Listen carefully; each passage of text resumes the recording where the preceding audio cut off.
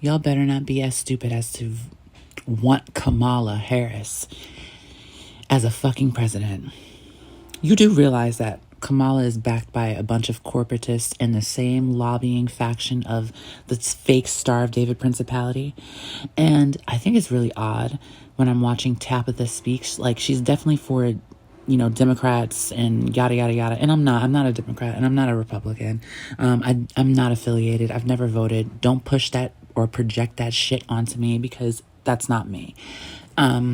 If you voted, good on you, I guess. It's very karmic to vote because you're voting for one side and one faction. It's like voting for your fucking demise. Either way, is they're going to support corporatists so much that it still strips away your sovereignty and your rights under this guise of, well, you can use whatever bathroom you want. It's ridiculous. Anyways, that's my whole point with Kamala. She's not going to do anything. You do realize that, right? Kamala Harris is not going to do anything. Yes, it's going to be more peaceful, necessarily, and it's going to be a slow progression till your complete sovereignty is gone. Like, it's going to take 25 years instead of 4. But I feel like Amanda Seales is correct in saying that Donald Trump is somewhat of a revolutionary because he's going to invoke people to do something because he's been so fucking sloppy this whole fucking time. They've all been sloppy. So I'm really looking at Tabitha Speaks right now like, are you serious? You can't be serious. And I feel like, and I'm going to say this, I think Tabitha Speaks is being backed by the Harris campaign. Like, actually, I think she is.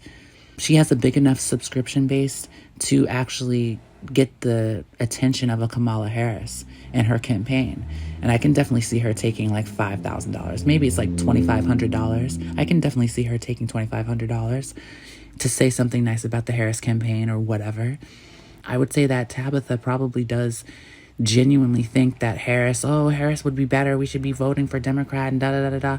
No, sweetie, that's not the answer either. So I'm going to leave you with your critical thinking ability and really deduce. If I'm telling you that it's not the right, it's not the left, it's your government, what are you going to do about it? Because the answer is not Kamala. Nothing is going to change with Kamala. You're not going to get shit with Kamala. So why do you want her in there so bad? Y'all who want Kamala Harris to be president, you have to really ask yourself, why the fuck do you want Kamala to be president? What the fuck is she going to do? She's not going to change anything.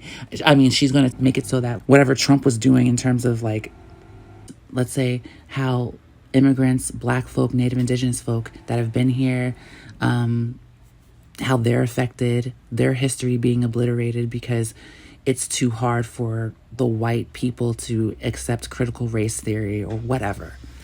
So I'm saying that with the advent of Trump, it actually jumpstarts people getting off their ass and getting off the hamster wheel and actually assessing where they are in time at this moment.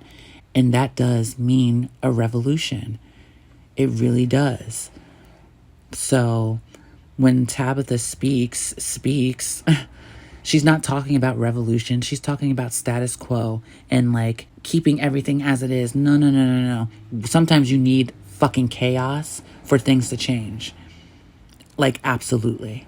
So, I mean, some might think I'm a nihilist, but with nihilism, there does come a change. And anytime a Democrat is elected, it just kind of mulls over and keeps the peace, kind of a sense. Like nothing ever, there's no radical change. Like the right is like this radical change. The left, there's no real radical change. They might think that it is with the whole tranny inclusion and DEI but as people who are on the left, and I'm not on the left, I'm saying people who are on the left, that just seems normal. But to them, that seems radical. Whereas there's a certain level of hypocrisy on both sides, but mostly on the right, especially the far right. There's hypocrisy there, obviously, absolutely. But I'm not willing to choose a lesser of two evils. when what the Native Indigenous people need right now is their sovereignty and liberation, like actually. Like actually, if you want to know what I really think about that, please continue to follow me, please. Because this ain't it. And she, like I said, choosing Kamala, first of all, she comes off very insincere to me. At least when they had Obama, he was like the best Democrat that they could have like ever had. He was charismatic. He could get away with things. It was a good time to actually bring someone like that in, yada, yada, yada. But Kamala Harris is not charismatic, and she doesn't come off as sincere at all. And I've said that many times. She doesn't come off as sincere, and she's not. She's a corporatist, and she'll accept lobbying. She doesn't come off as someone who has integrity either. She's about her donors and what's going to get her. I don't want to say she's completely self-serving, but she's self-serving. And they all are. It's two sides of the same coin, right? Okay, so that brings me back to square one, that first dot. Why vote for fucking Kamala? Why vote at all? There's a power in saying I'm not going to vote, actually.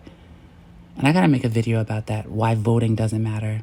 Like, actually, there's a power in not voting, not giving away your vote, and actually doing something about your government. And it's going to come to a point, if you're asking for a solution, I already said it, there's going to come to a point where you're going to have to take your sovereignty. Hello, there's Palantir.